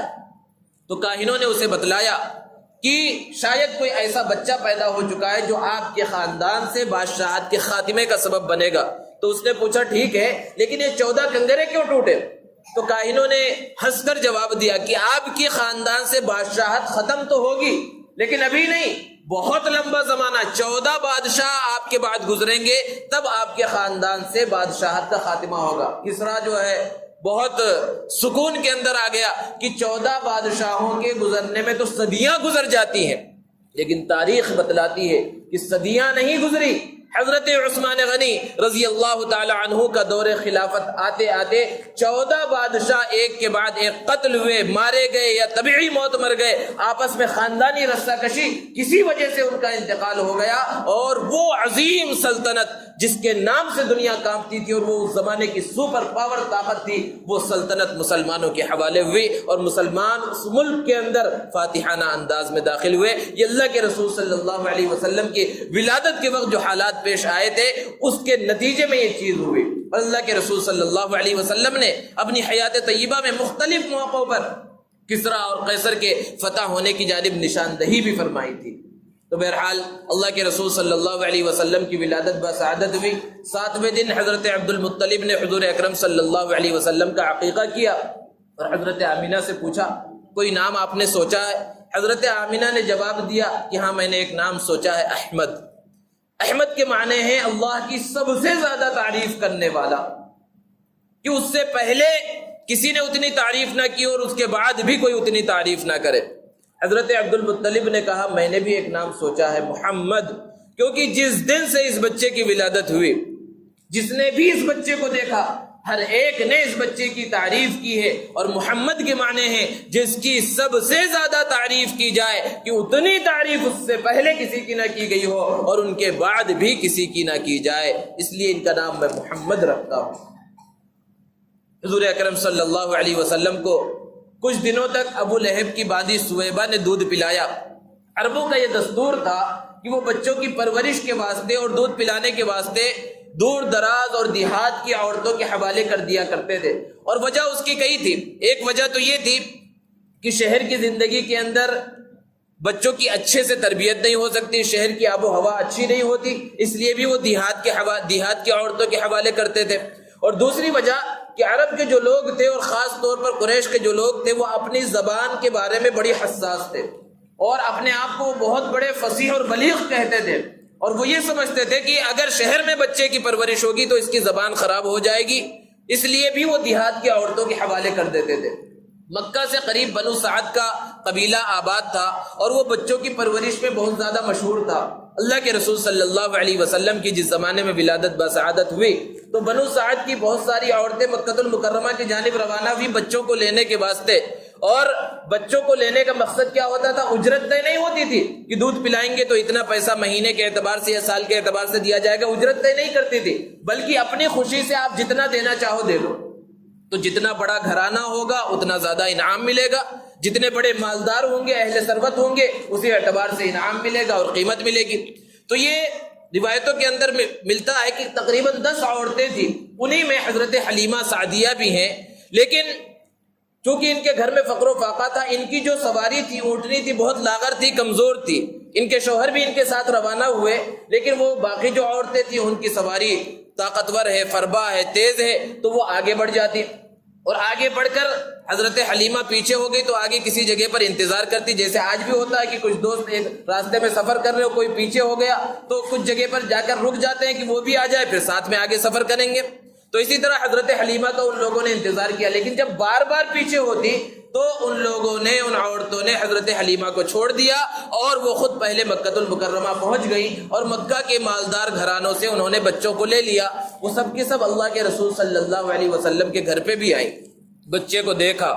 اور پوچھا کہ باپ کیا کرتے ہیں، تو بتلایا گیا کہ باپ ہے نہیں، یہ بچہ یتیم ہے۔ تو انہوں نے یہ سوچ کر کہ جب باپ نہیں ہے اور بچہ یتیم ہے تو ہمیں کیا ملے گا، وہ جسے یتیم سمجھ کر چھوڑ رہی تھی انہیں کیا پتا تھا کہ وہ یتیم نہیں، وہ در یتیم ہے۔ تو ان کی نظر جو ہے اسباب پر تھی، مسبب الاسباب پر نہیں تھی، اس لیے انہوں نے حضور اکرم صلی اللہ علیہ وسلم کو نہیں لیا۔ حضرت حلیمہ جب بعد میں پہنچی اور دیکھا کہ سارے مالدار گھرانوں سے بچے لے لیے گئے، کسی مالدار گھرانے میں اب کوئی بچہ نہیں ہے، انہیں بتلایا گیا کہ ایک گھر کے اندر بچہ ہے لیکن باپ نہیں ہے، بچہ یتیم ہے۔ تو وہاں پر حضرت حلیمہ آئیں اور بچے کو دیکھا۔ جب حضرت آمینہ کی گود میں بچہ موجود ہے اور چہرے مبارک سے کپڑے کو ہٹایا گیا تو مسکراتا چہرہ دیکھ کر حضرت حلیمہ کے دل میں محبت پیدا ہو گئی، اور گھر سے باہر آئی اور اپنے شوہر سے کہا کہ خالی ہاتھ جانے سے بہتر ہے کہ اس بچے کو لے لیا جائے، امید ہے اسی بچے سے اللہ رب العزت ہمیں نفع پہنچائے۔ اور حضرت حلیمہ پھر واپس گئی اور حضرت آمینہ سے اپنے ہاتھ میں بچے کو لے لیا، اور حضرت آمینہ سے حضرت حلیمہ نے کہا کہ اے آمینہ، میں نے گاؤں دیہات میں اتنا خوبصورت بچہ نہیں دیکھا۔ حضرت آمینہ نے کہا کہ حلیمہ تم گاؤں اور دیہات کی بات کرتے ہو، میں نے مختلف شہروں کا سفر کیا ہے، میں نے شہروں میں اتنا خوبصورت نہیں دیکھا۔ حضرت عبد المطلب موجود تھے، انہوں نے کہا اے حلیمہ تم نے گاؤں میں اتنا خوبصورت نہیں دیکھا، اے آمینہ تم نے شہروں میں اتنا خوبصورت نہیں دیکھا، میں نے ملکوں کا سفر کیا ہے، میں نے ملکوں میں اتنا خوبصورت نہیں دیکھا۔ ایسے موقع پر اگر حضرت جبرائیل سے کہا جائے کہ آپ بھی کچھ بیان کریں تو حضرت جبرائیل علیہ السلام کیا کہیں گے؟ اللہ کے رسول صلی اللہ علیہ وسلم کے حسن و جمال کو، آپ کی خوبصورتی کو بیان کرنے کے واسطے اس کو بیان کیا، بعض شاعروں نے بیان کیا ہے، اگرچہ یہ حقیقت نہیں ہے، لیکن حضرت جبرائیل یہ کہتے کہ اے حلیمہ تم نے گاؤں میں اتنا خوبصورت نہیں دیکھا، اور اے آمینہ تم نے شہروں میں اتنا خوبصورت نہیں دیکھا، اور اے عبد المطلب تم نے ملکوں میں اتنا خوبصورت نہیں دیکھا، میں نے پوری کائنات کا سفر کیا ہے، میں نے پوری کائنات میں اتنا خوبصورت نہیں دیکھا۔ اور ایسے موقع پر اللہ رب العزت فرمائے تو فرمائیں گے اے حلیمہ تو نے گاؤں میں اتنا خوبصورت نہیں دیکھا، اے آمینہ تم نے شہروں میں اتنا خوبصورت نہیں دیکھا، اے عبد المطلب تم نے ملکوں میں اتنا خوبصورت نہیں دیکھا، اور اے جبرائیل تم نے کائنات میں اتنا خوبصورت نہیں دیکھا، میں نے اتنا خوبصورت کسی کو بنایا ہی نہیں، پیدا ہی نہیں کیا۔ یہ اللہ کے رسول صلی اللہ علیہ وسلم کا حسن و جمال ہے۔ حضرت حسان بن ثابت رضی اللہ تعالی عنہ بیان فرماتے ہیں وَأَحْسَنَ مِنْكَ لَمْ تَرَ قَطُّ عَيْنِي وَأَجْمَلَ مِنْكَ لَمْ تَلِدِ النِّسَاءُ خُلِقْتَ مُبَرَّأً مِنْ كُلِّ عَيْبٍ كَأَنَّكَ قَدْ خُلِقْتَ كَمَا تَشَاءُ۔ یہ عربی کے الفاظ ہیں، اور اس کا جو مزہ ہے کسی بھی انداز میں اردو میں ترجمہ کر لیا جائے تو اس کی ترجمانی نہیں ہو سکتی، لیکن بعض شاعروں نے حضرت حسان کے ان اشعار کا ترجمہ کرنے کی کوشش کی ہے کہ جہاں میں انس چہرہ ہے نہ ہے خندہ جبی کوئی، جہاں میں انس چہرہ ہے نہ ہے خندہ جبی کوئی، ابھی تک عورتیں نہ جن سکی انسا ہنسی کوئی۔ یہ اللہ کے رسول صلی اللہ علیہ وسلم کا حسن و جمال ہے۔ تو بہرحال حضرت حلیمہ نے اللہ کے رسول صلی اللہ علیہ وسلم کو اٹھایا اور اس سواری پر سوار ہوئی اور اپنے علاقے بنو سعد کی طرف چلی۔ وہ عورتیں جو ان کی ساتھی تھی، پہلے ہی مکہ کے مالدار گھرانوں سے انہوں نے بچوں کو لے لیا تھا، وہ پہلے روانہ ہو چکی تھی۔ حضرت حلیمہ بہت دیر میں روانہ ہوئی، لیکن وہی سواری جو آنے کے وقت بہت سست رفتار میں چل رہی تھی، وہ اونٹنی، اب اس نے بہت تیزی سے سفر کرنا شروع کیا، اور وہ عورتیں جو بہت پہلے روانہ ہو چکی تھی ان کو جا لیا، ان سے جا کر مل گئی۔ وہ عورتیں بہت پریشان ہوئی اور کہنے لگی اے حلیمہ کیا تم نے سواری کو بدل لیا ہے؟ حضرت حلیمہ نے جواب دیا نہیں، میں نے سواری کو نہیں بدلا بلکہ سوار کو بدل لیا ہے، اور جب سواریوں کے سوار بدلتے ہیں سواریوں کے انداز بھی بدل جایا کرتے ہیں۔ اور حضرت حلیمہ کی اونٹنی بہت تیزی سے سفر کرتے ہوئے ان کے علاقے میں پہنچی، اور جب گھر پر پہنچی انوارات و برکات کے ظہور انہوں نے اپنی آنکھوں سے دیکھا کہ جب روانہ ہوئی تھی ان کے گھر پہ بہت سی بکریاں تھیں، لیکن بکریاں بھی غلہ اور چارہ نہ ملنے کی وجہ سے لاغر تھی، کمزور تھی، تھنوں میں دودھ نہیں تھا۔ لیکن جب پہنچی تو دیکھا کہ ساری بکریوں کے تھن دودھ سے بھرے ہوئے ہیں، گھر کے برتنوں میں دودھ نکالنا شروع کیا، سب کے سب بھر گئے، پڑوس میں بانٹا، خود پیا، اپنے شوہر کو پلایا۔ یہ اللہ کے رسول صلی اللہ علیہ وسلم کے برکات تھے۔ اب اللہ کے رسول صلی اللہ علیہ وسلم کی پرورش وہاں ہو رہی ہے۔ اللہ کے رسول صلی اللہ علیہ وسلم 4 سال تک حضرت حلیمہ سعدیہ کے پاس رہے۔ تاریخی روایتوں میں بہت سے واقعات بھرے پڑے ہیں جو اس زمانے میں پیش آئے، کہ اس زمانے میں جب اللہ کے رسول صلی اللہ علیہ وسلم کی حیثیت ابھی محمد بن عبداللہ کی ہے، محمد الرسول اللہ کی حیثیت نہیں ہے، اس زمانے کے اندر جو واقعات پیش آئے اس کو بھی انسان پڑھے تو اپنے دل کے اندر حلاوت محسوس کرے گا۔ اللہ کے رسول صلی اللہ علیہ وسلم کی عمر جب 2 سال کی ہو گئی، حضرت حلیمہ اللہ کے رسول صلی اللہ علیہ وسلم کو لے کر حضرت آمینہ کے پاس پہنچی، لیکن ان سے اس خواہش کا اظہار کیا کہ اگر کچھ دن اور آپ میرے ساتھ ہی رہنے دیں بچے کو تو اچھا ہوگا، تو انہوں نے اجازت دے دی اور 2 سال حضرت حلیمہ کے پاس اللہ کے رسول صلی اللہ علیہ وسلم رہے۔ حضرت حلیمہ کی ایک صاحبزادی تھی جو حضور صلی اللہ علیہ وسلم سے عمر میں بڑی تھی، تاریخی روایتوں میں ان کا نام شیمہ آیا ہے۔ ایک مرتبہ ان کے حضرت حلیمہ کے شوہر کی طبیعت خراب ہو گئی، بکریوں کو جنگل لے جا کر چرانے والا کوئی نہیں تھا، تو حضرت حلیمہ نے اپنی بیٹی سے کہا کہ آج تم جو ہے بکریاں لے کر جاؤ، تمہارے والد کی طبیعت خراب ہے، وہ نہیں جا سکتے۔ حضرت شیمہ نے کہا کہ میں صرف ایک شرط پر جو ہے جنگل جاؤں گی بکریاں لے کر، یہ جو قریشی بچہ چھوٹا سا ہے اس کو بھی میرے ساتھ بھیج دے۔ حضرت حلیمہ بہت پریشان ہوئی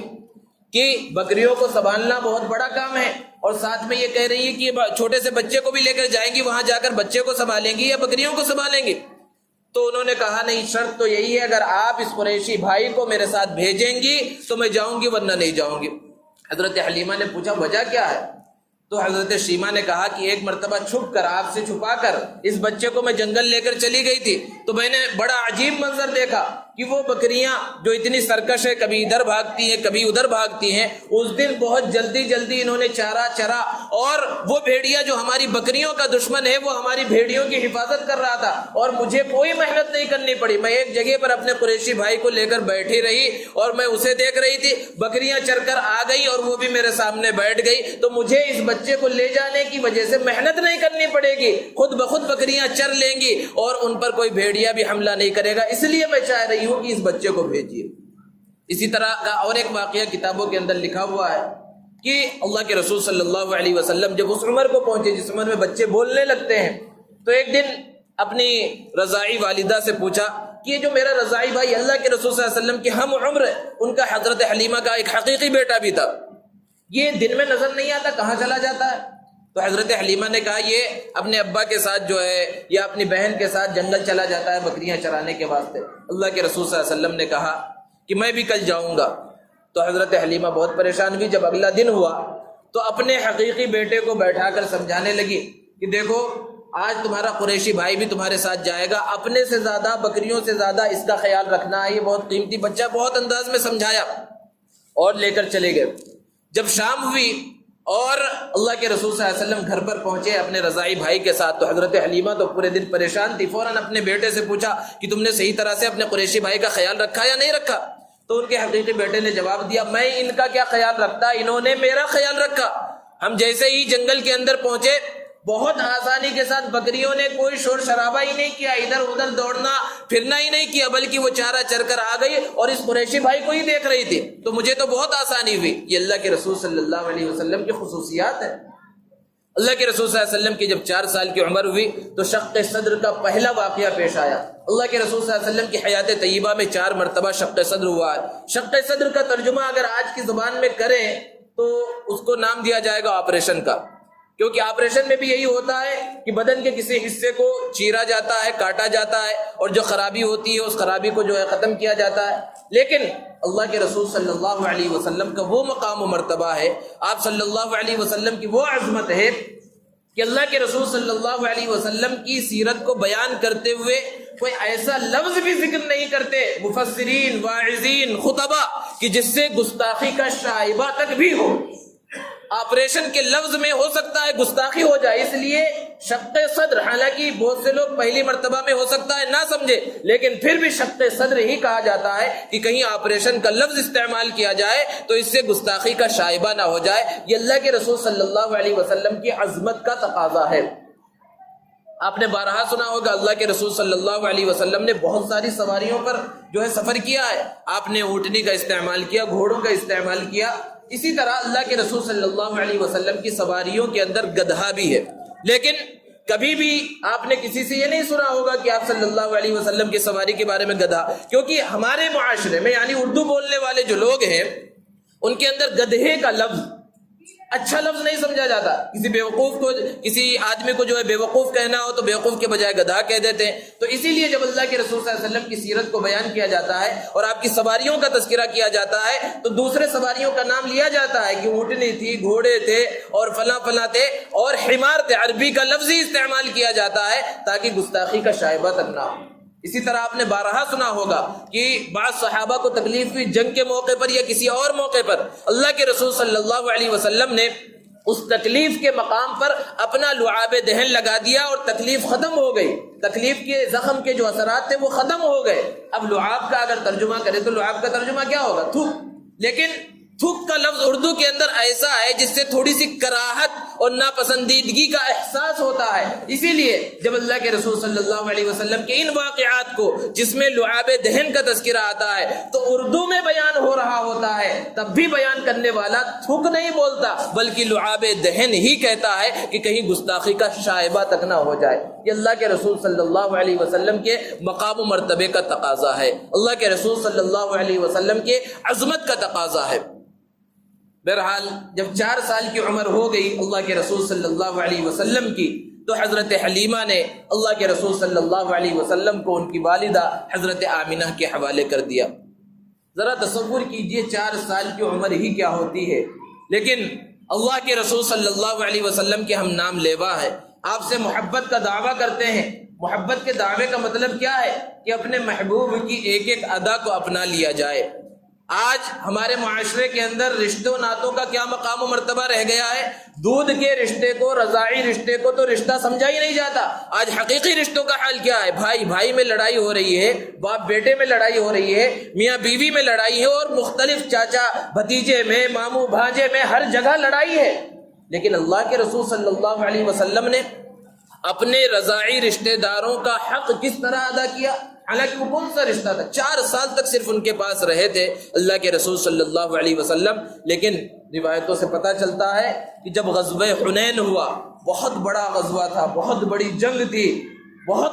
مسلمانوں کو اس میں تکلیف اٹھانی پڑی، اور اسی غزوے کے اندر اللہ کے رسول صلی اللہ علیہ وسلم نے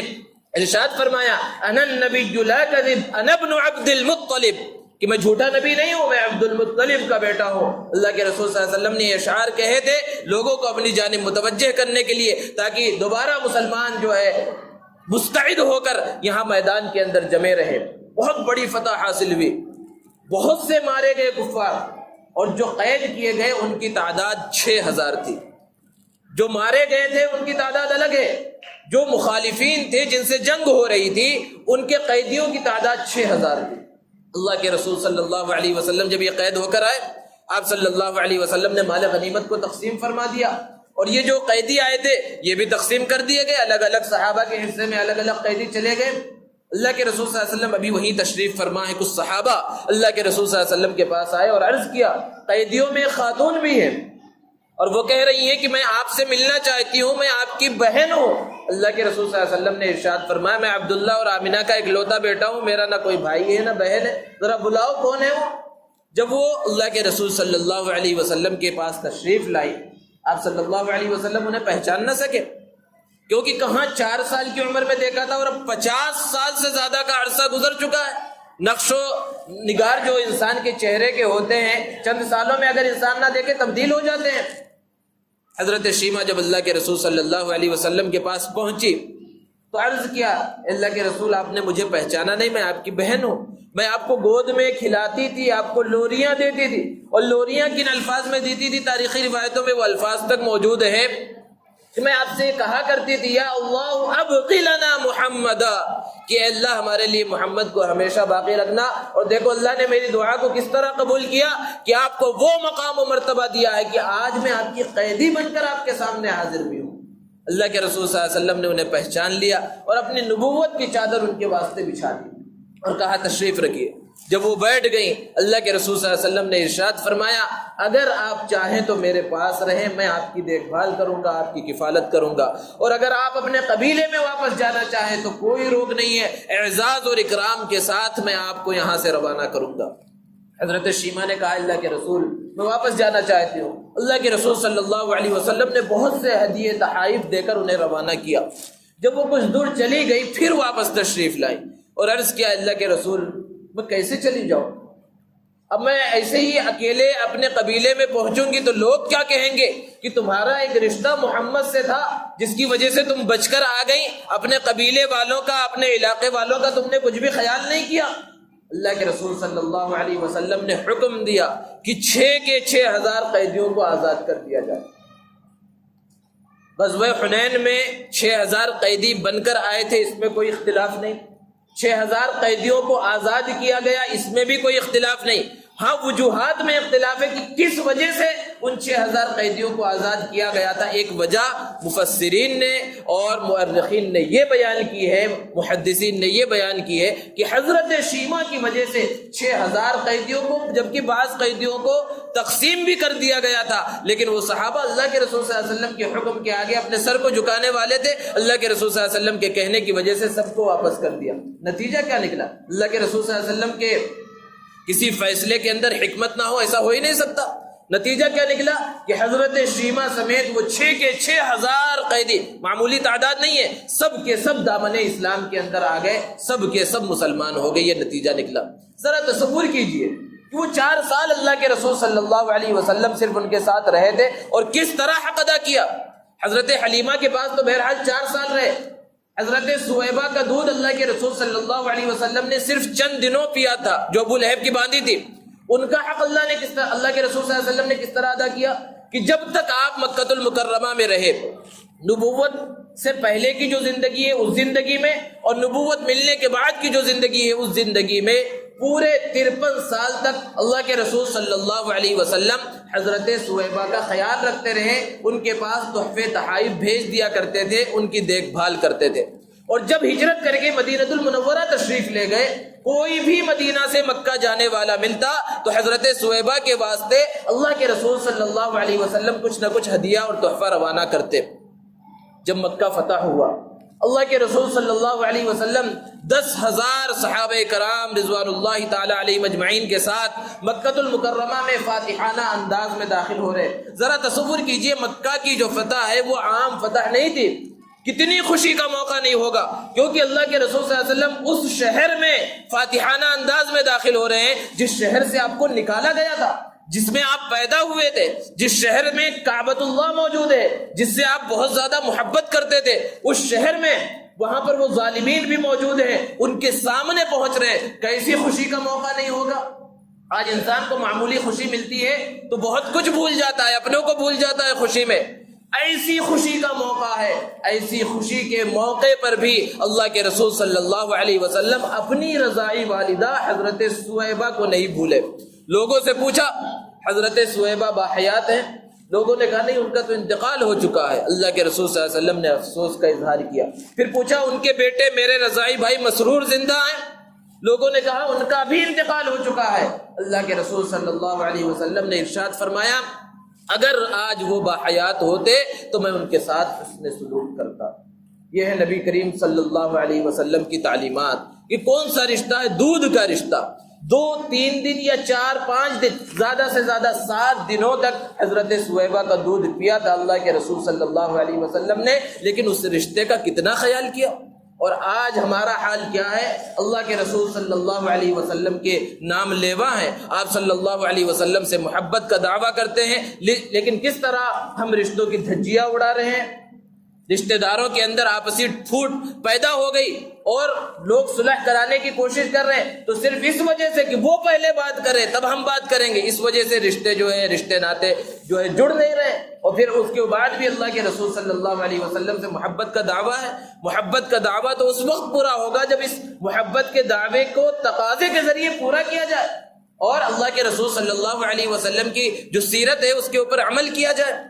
تو بہرحال اللہ کے رسول صلی اللہ علیہ وسلم جب مکہ المکرمہ واپس پہنچے اپنی والدہ کے پاس، پھر 6 سال کی آپ کی عمر ہوئی، والد محترمہ کا انتقال ہو گیا، پھر اس کے کچھ دنوں کے بعد دادا حضرت عبد المطلب کا انتقال ہو گیا، ایک کے بعد ایک سہارے اللہ رب العزت نے چھین لیے۔ وجہ کیا تھی؟ مفسرین نے بیان فرمایا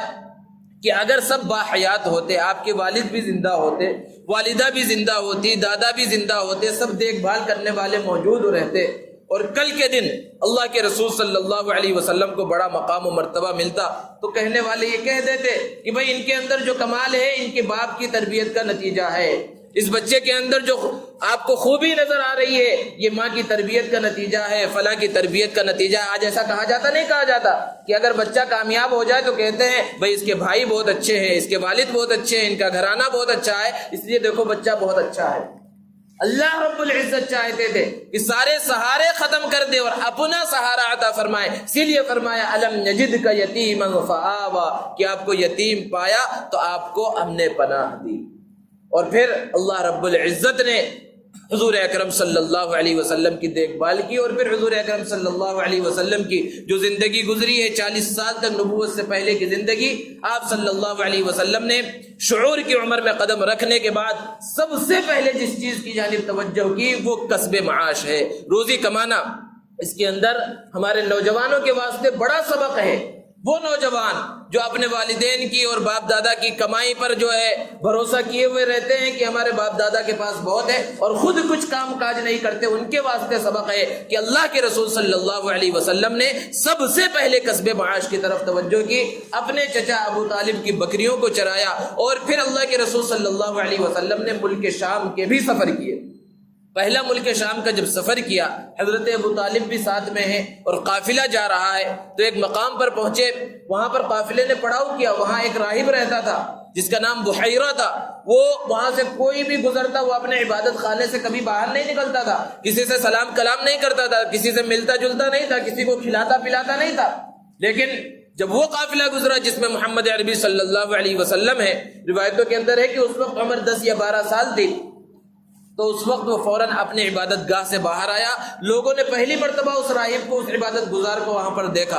اور پوچھا کہ یہ قافلہ کہاں سے آ رہا ہے، اور پھر قافلے میں ایسا دیکھ رہا ہے جیسے کسی کو خاص تلاش کر رہا ہے۔ حضور صلی اللہ علیہ وسلم کے پاس پہنچا تو پوچھا کہ یہ بچہ کون ہے، اس کا باپ کون ہے؟ تو حضرت ابو طالب نے کہا میں اس کا باپ ہوں۔ تو اس نے کہا نہیں، تم باپ ہو ہی نہیں سکتے، کیونکہ ہماری جو آسمانی کتاب ہے اس کے اعتبار سے اس بچے کا تو کوئی باپ موجود نہیں ہے، اس بچے کے باپ کا تو انتقال ہو چکا ہے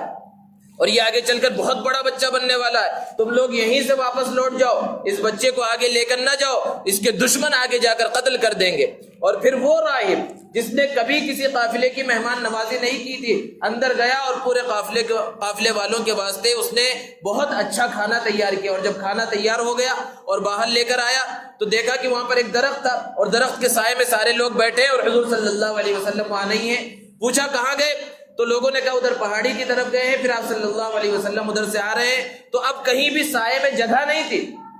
درخت کا جتنا سایہ تھا سارے سائے پر سارے لوگ بیٹھے ہوئے تھے، تو وہ درخت کا سایہ وہ اس راہب نے دیکھا، سارے لوگوں نے دیکھا کہ وہاں سے ہٹ کر حضور اکرم صلی اللہ علیہ وسلم کے اوپر آ گیا، اور اس وقت اس نے کہا کہ آگے چل کر نبی بننے والے ہیں۔ اسی طرح جب دوسرا سفر ہوا اللہ کے رسول صلی اللہ علیہ وسلم کا ملک شام کا، تو نستورہ راہب سے ملاقات ہوئی اور اللہ کے رسول صلی اللہ علیہ وسلم ایک درخت کے نیچے بیٹھے تو وہ بھاگ کر آیا اور اس نے کہا کہ اس درخت کے نیچے صرف نبی ہی بیٹھتا ہے۔ آخری مرتبہ حضرت عیسیٰ علیہ السلام اس درخت کے نیچے بیٹھے تھے۔ پھر ایک سفر حضرت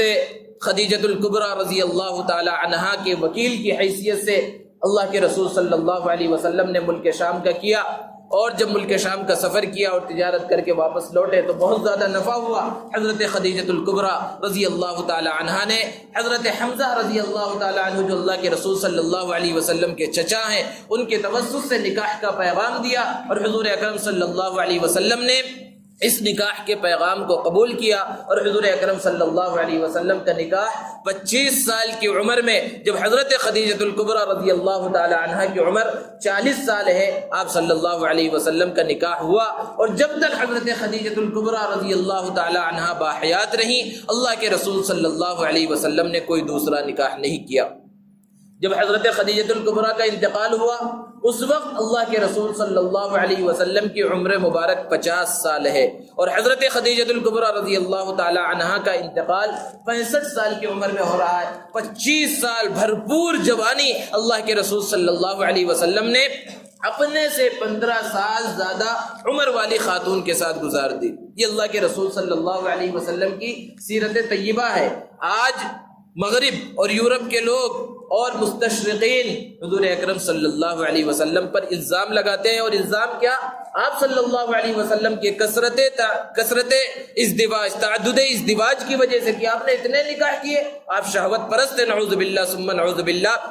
اگر حضور اکرم صلی اللہ علیہ وسلم نعوذ باللہ شہوت پرست ہوتے تو بھرپور جوانی ایک بیوہ کے ساتھ اللہ کے رسول صلی اللہ علیہ وسلم نہ گزارتے، اور اگر آپ شہوت پرست ہوتے تو شہوت پرستی کا الزام وہ لوگ دیتے جو آپ کے جانی دشمن تھے۔ مکہ کے لوگ تھے، ابو لہب، ابو جہل، اور یہ پورا ایک ٹولہ تھا جو اللہ کے رسول صلی اللہ علیہ وسلم اور صحابہ کا جانی دشمن تھا۔ بہت سے الزام لگائے، آپ کو جھوٹا کہا، شاعر کہا، کاہن کہا، جادوگر کہا، سب کچھ کہا، لیکن اللہ کے رسول صلی اللہ علیہ وسلم کے کردار پر کبھی وہ انگلی نہ اٹھا سکے۔ آج وہ لوگ حضور اکرم صلی اللہ علیہ وسلم کی کردار کی طرف انگلی اٹھاتے ہیں جن کے گھرانے تک کا پتہ نہیں ہے،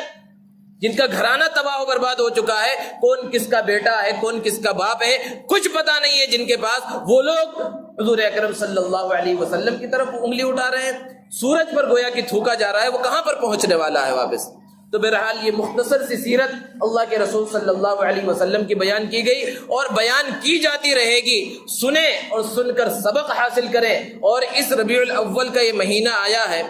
تو اس کا اب تقاضا صرف یہ نہیں ہے کہ جلسے کر لیے گئے اور سن لیا گیا اور دامن جھاڑ کر چلے گئے، بلکہ اللہ کے رسول صلی اللہ علیہ وسلم کی سیرت کے مختلف گوشے ہیں۔ آپ صلی اللہ علیہ وسلم نے تجارت کی ہے، آپ صلی اللہ علیہ وسلم نے جب تجارت کی کس انداز میں تجارت کی، تجارت کس انداز میں کرنا چاہیے، تجارت کے بارے میں اللہ کے رسول صلی اللہ علیہ وسلم نے کیا کیا فرمایا ہے، کس طرح کی تجارت کرنا صحیح ہے، کس طرح کی تجارت کرنا صحیح نہیں ہے، یہ سب چیزیں حضور صلی اللہ علیہ وسلم کی سیرت ہے۔ ان سب چیزوں کو اپنانا یہ حضور صلی اللہ علیہ وسلم سے محبت ہے۔ یہ نہیں کہ صرف بیان سن لیا جائے اور دامن جھاڑ کر چلے جائیں تو تقاضا پورا ہو گیا۔ تقاضا اس وقت تک پورا نہیں ہوگا جب تک کہ اللہ کے رسول صلی اللہ علیہ وسلم کی مکمل سیرت کو، مکمل حیات طیبہ کو اپنی زندگیوں کے اندر نہ لایا جائے۔ آج معاف کیجیے ہمارے نوجوانوں کا حال کیا ہے؟ اللہ کے رسول صلی اللہ علیہ وسلم سے محبت کا دعویٰ تو سب کو ہے اور ضرور ہونا چاہیے، اس کے بغیر تو ایمان کامل اور مکمل بھی نہیں ہے، لیکن کیا ہمیں حضور صلی اللہ علیہ وسلم کی سیرت کی بالکل موٹی موٹی چیزیں معلوم ہیں؟ آج ہمارے نوجوان سے جس کا زیادہ تعلق دین سے نہیں ہے اس سے پوچھیں کہ حضور اکرم صلی اللہ علیہ وسلم کے دادا کا نام کیا ہے، آپ کے والد محترم کا نام کیا ہے، آپ کی کتنی بیٹیاں تھیں، کس بیٹی کا نکاح کس سے ہوا، کن حالات میں ہوا، آپ کے کتنے بیٹے تھے، کون باحیات رہے یا نہیں رہے، آپ صلی اللہ علیہ وسلم کی کتنی ازواج مطہرات تھیں، ان کے نام کیا کیا ہیں، کن کن حالات میں کس نے کس طرح ساتھ دیا، کیا آج ہمارے نوجوانوں کو یہ معلوم ہے؟ اگر پوچھا جائے تو پسینے چھوٹ جائیں گے، اور پھر اوپر سے محمد رسول کا دعویٰ ہے۔ اور اگر انہی نوجوانوں سے آج اس غلیظ ترین دنیا کے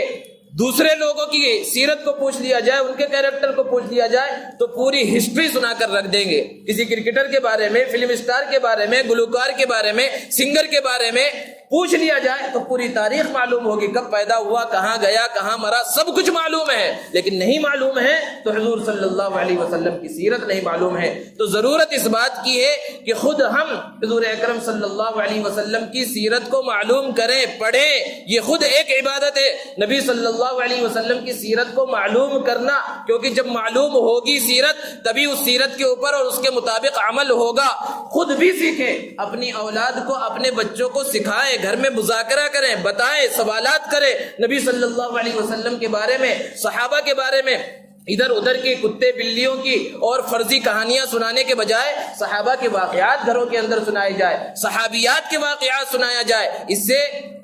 عمل کا جذبہ پیدا ہوگا، عمل کی طرف اپنی بھی رغبت پیدا ہوگی، بچوں کی رغبت بھی پیدا ہوگی، اور گھر کی خواتین کی بھی عمل کی طرف رغبت پیدا ہوگی، ان کا ایمان مضبوط ہوگا۔ اور اگر صرف یوں ہی زندگی گزرتی رہی، گھر میں فحش ڈرامے اور سیریل ہی صرف چلتے رہے، دین کا نام و نشان صرف مسجد کی حد تک رہ گیا، مسجد میں آئے تو نماز پڑھ لیا، اللہ کا نام لے لیا اور مسجد سے باہر چلے گئے، سب کچھ ہاتھ دھو کر جو ہے چلے گئے، گھر کے اندر اگر دین نہیں ہے تو پھر صرف دین، اپنے اندر دین آ جانے سے مکمل دیندار نہیں بن سکتا۔ اللہ نے قرآن میں بیان فرمایا،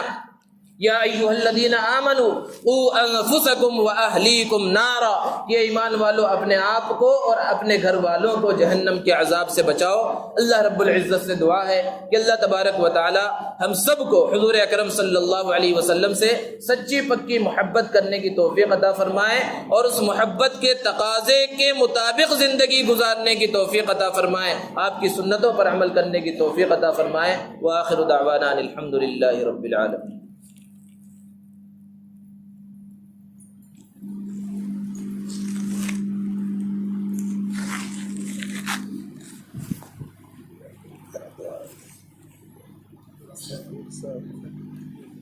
ذیشان سیمین خاتون ریشم بیگم گیانی صاحب سما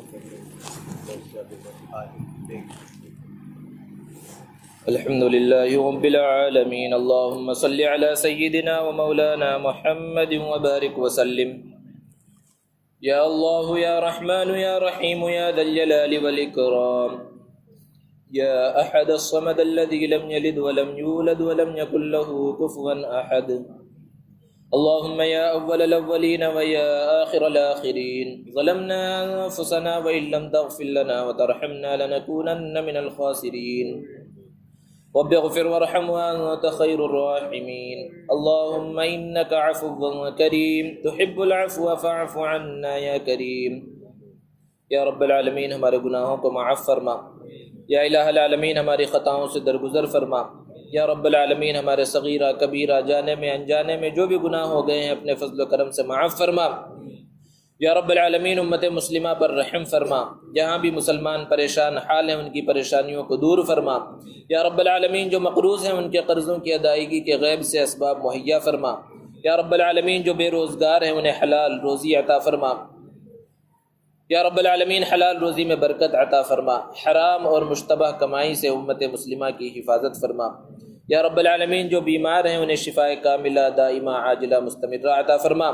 یا رب العالمین خصوصاً رفیق صاحب کو شفاء کاملہ عطا فرما، ذیشان صاحب کو شفاء کاملہ عطا فرما، سیمن خاتون صاحبہ کو شفاء کاملہ عطا فرما، ریشمہ بیگم صاحبہ کو شفاء کاملہ عطا فرما،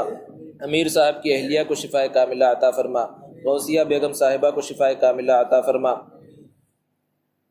آہل بیگ صاحب کو شفاء کاملہ عطا فرما، اور بھی جو حضرات بیمار ہیں سب کو شفاء کاملہ دائمہ عاجلہ مستمرہ عطا فرما۔ یا رب العالمین جو اس دنیا سے رخصت ہو گئے ان کی مغفرت فرما۔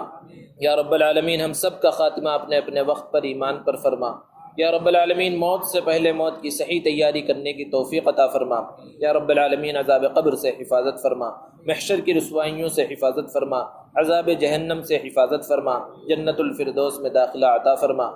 یا رب العالمین جنت الفردوس میں لے جانے والے اعمال کرنے کی توفیق عطا فرما۔ یا رب العالمین اعمال جہنم سے حفاظت فرما۔ یا رب العالمین حوض کوثر پر حضور اکرم صلی اللہ علیہ وسلم کے دست مبارک سے جام کوثر عطا فرما۔ یا رب العالمین حضور صلی اللہ علیہ وسلم کی سفارش عطا فرما۔ یا رب العالمین حرمین شریفین کی حفاظت فرما۔ یا رب العالمین حرمین شریفین کی زیارت کی توفیق عطا فرما۔ یا رب العالمین حج مبرور کی توفیق عطا فرما۔ یا رب العالمین مدارس اسلامیہ کی حفاظت فرما، مساجد کی حفاظت فرما، خانقاہوں اور تبلیغی مراکز اور دینی مکاتب کی حفاظت فرما۔